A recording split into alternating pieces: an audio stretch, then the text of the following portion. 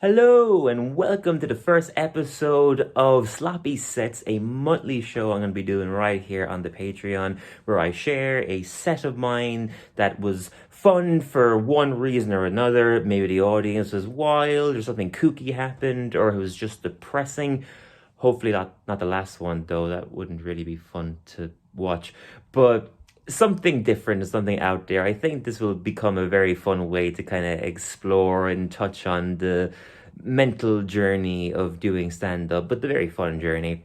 This first one was recorded at Cuts Comedy, a fantastic fortnightly gig at Leicester Square in London. This was a wonderful show. As you can see from the clip in just a second, the energy in the audience this night was particularly wild, and they were very vocal. I remember being very nervous beforehand just because of how chatty they were, but thankfully my energy translated to theirs quite well, I think.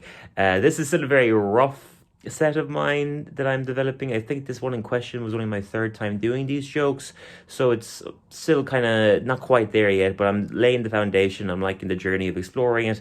It's all about death and kind of different experiences I've had, funny experiences related to death, and it's been a fun one to explore. I think death can be a very touchy subject because no one's not afraid of death. Unless you're probably already dead.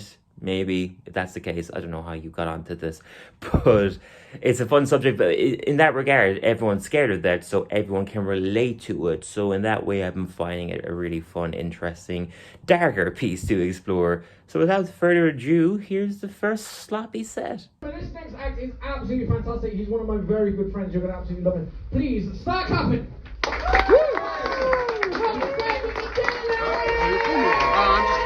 I can see him, it's all good. Thank you. I love how you're trying to entice us all with a free photo. We all have phones. We have endless free photos. We're good. I want to address something. Anyone knows how tight Dave's ass looks in that suit? It makes me question my sexuality, I'm not gonna lie. First that Calvin Klein ad with the guy from the bear, and now this. It's rough, okay? Alright. I want to open up and let you guys know I turned 25 recently. Woo! Thank you very much, appreciate that. A lot of people don't believe that I'm 25. I'm starting to realize that's not because I'm so mature, you know? Like, you often hear people complaining about how they're the only person in their friend group who gets asked for ID. It's a lot more embarrassing you're the only person not getting asked for ID. I'd always double check my friends who are older than me. Then when they get to me, they're like, oh, look at this guy. He's still got a mortgage to pay off. He's going through a divorce. Let him in, he needs a drink. Be weird you're hanging out with younger kids, though. Alright. I didn't mind turning 25. Though people kept saying to me, like, oh, quarter of a century. Which is a weird thing to say. You're basically just going, oh, you're halfway, a quarter of the way to death. Hey, there's no way you make you 100 either. At the rate you drink. I think we had to make fun of sex though. It's the only thing that relieves us about it. Like, I lost my grandmother to Alzheimer's recently, which is arguably the most forgettable disease. Thank you very much.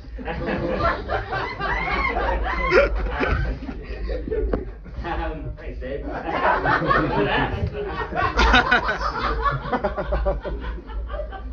This is where I come out. Comedy.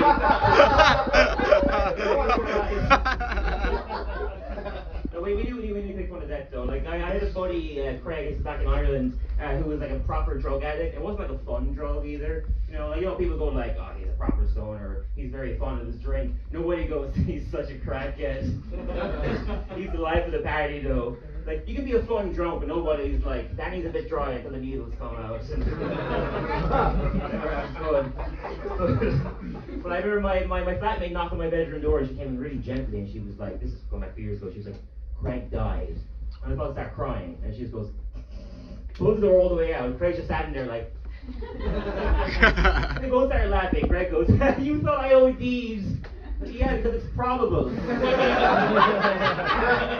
I'm more surprised that you survived. I just love everybody thanking that. I'm so much cheer tonight. Whenever I get a big laugh, I just say thanks. I shake everyone's hand. Half an hour. Hey. We really shake your hand, don't you? It's coming. It's everybody, Kyle. I was at his house party, and Kyle's one of those friends who talks about leaving the party as soon as he gets there. Like he'll enter ordering an Uber. You know, like not coming was an option. You know what I mean? I leave with him when he goes to get his Uber, and outside my friend's flat, it's like pitch there, and he gets hit by a car, and he's fine. He's like a bit bruised, and he gets up and he goes, "What the fuck's your problem?" And the driver like cautiously rolls the window down. And he's like, "Kyle." I think it's so funny. He got hit by the car he ordered. He put a hit on himself. He paid for it. I called the next day and I'm like, 1 star, surely, right? He's like, no, I give him 3. I'm like, he hit you with his car. Like, what more did he need to do? Like, well, he didn't kill me. Then I would have given him 2 stars. You know? I mean, that's just how polite we are as a human race. Like, he really took his life, they didn't want to put him out of a job. You know?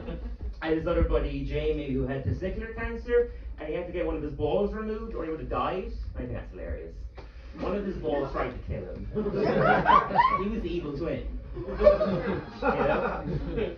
But my buddy he goes back to work after getting this operation done, and there's a new girl working there, and he wants to ask her out, but he doesn't have the balls to do it.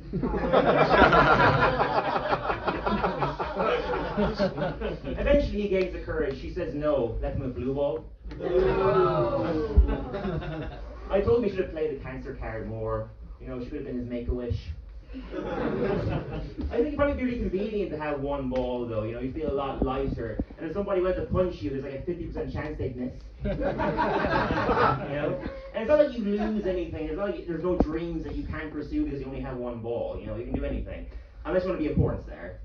There's a lot of weird kinks out there, I don't think that's one of them. I don't know why that one lost you. Okay. I'll leave you guys with this, so something a little lighter. My mom's really giving advice. Like I was seeing this girl for a while, I wasn't really feeling it. So I asked my mom what's the right way to break it off without hurting her. And my mom goes, treat women the way you would like your mother to be treated. I think that's pretty good advice, right? Yeah? It's got to go. I've been using it ever since then. So now when I go on dates, I don't flirt with them. I tell them I love them straight away. And I ask them if I can borrow some money. And they try to kiss me. I'm like, whoa, what the fuck are you doing? And thank you all so much. Good night.